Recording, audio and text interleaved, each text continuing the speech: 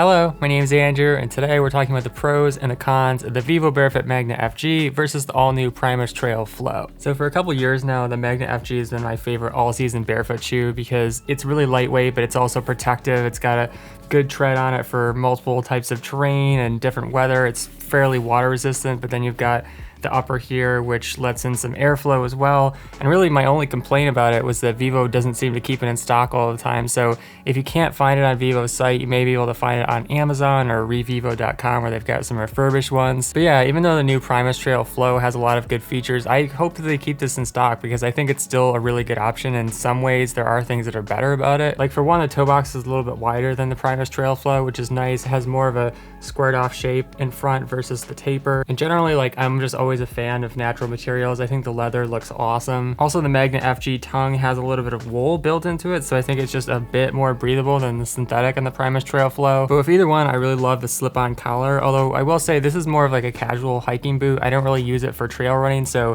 mostly I left the laces really loose, and that makes it very easy to slip on. The Primus Trail Flow, you can also slip it on, but I just tend to lace it tighter because it's more of a technical trail running, fast hiking shoe. In terms of the glued sole, it's held together really well. I don't have any separation on the Magna FGs except for this one place right here where the shoe bends. You can just see that it kind of creates a crinkle, so there's like a little tiny hole there. And they are water resistant, but they're not completely waterproof, and that's one reason, because over time the glue can separate and get in there, or water can get in there rather. But one of the reasons this happens is that the sole is a bit thicker, or at least the part that wraps around, so it just doesn't bend quite as well. But that's actually something that's better about the Flow, which we'll talk about. But one last difference about the upper is that it is a bit thicker, so it's nice if you're going through brambles or thorns or, you know, rocky areas, anything that's going to scrape up, or you just want a little extra protection from toe stubbing, etc. In terms of the sole, it's 5.5 millimeters, which is perfect for me for pretty much everything I do. It has a lot of really good flexibility.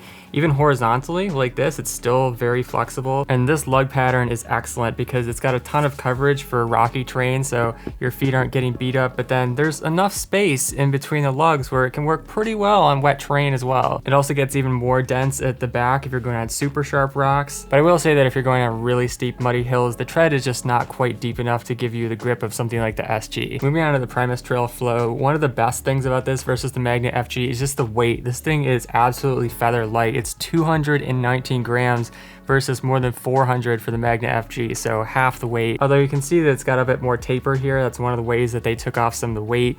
And the synthetic material doesn't have as much give as leather, so it's not going to stretch out over time like the Magna FG. It does have a minimal toe guard though, and this is pretty much all I need. I don't really need a full wraparound guard. I think it just makes the shoe heavier. Then they've also got this guard here, and it's enough to give you some water resistance, a little bit of protection, but it's not so stiff that it feels weird, you know, creates pressure when the shoe is bending. Up top, they've got a ripstop layer, so this allows them to make the material thinner but still have some nice durability. And then there's also this second foam layer here, which I think is a really great idea because you can see that it's quite soft, unlike the Magna FG, which is this hard wraparound rubber. And so when the shoe bends, the foam has a lot easier time bending with it, which I think is going to work better over time in terms of the glue not separating. But yeah, the waterproofing on the Primus Trail Flow is bananas. It's better than pretty much any barefoot shoe that I've tried, which is crazy for how lightweight it is. I was out on a trail run, hiking and doing some filming and stuff, and I just happened to like set them down in the water, and then they just started to float away, and I was like, what? Feels like Vivo really nailed the water resistance with this, because people have been complaining in the past about something like the Tracker Textile where it had little spaces where it was letting in water, or, you know, maybe the water resistant, the Magna Light water resistant, which also wasn't as water resistant as people wanted. But yeah, the Primus Trail Flow is basically waterproof below the collar line, although you can get water splashing up into the ribbed area here. The other difference with the Primus Trail Flow is the drawstring laces, which are a little bit faster for getting on and off versus tie laces. But if you tend to be more sensitive on the top of your foot, it might be a problem, so you could consider replacing the laces with something, you know, more round with a little more cushion. Although I will say the rib design on the collar helps a lot. It just creates a little bit of space and a little bit of padding between the laces and the top of your foot. And generally speaking, it has a little bit more slim cut to it, so it tends to hug your foot and your ankle, and I just don't find myself needing to tie them very tightly. In fact, I could probably take the laces off for most stuff except really steep, you know, slopes. Although I will say I don't know how the durability is going to be on the lacing attachment here. They seem to be stitched really well, and I haven't had anyone complain about it yet in the comments, but if I experience anything or I hear anything, I'll let you guys know. In terms of the sole, it's 5.3 millimeters, some really good flex vertically.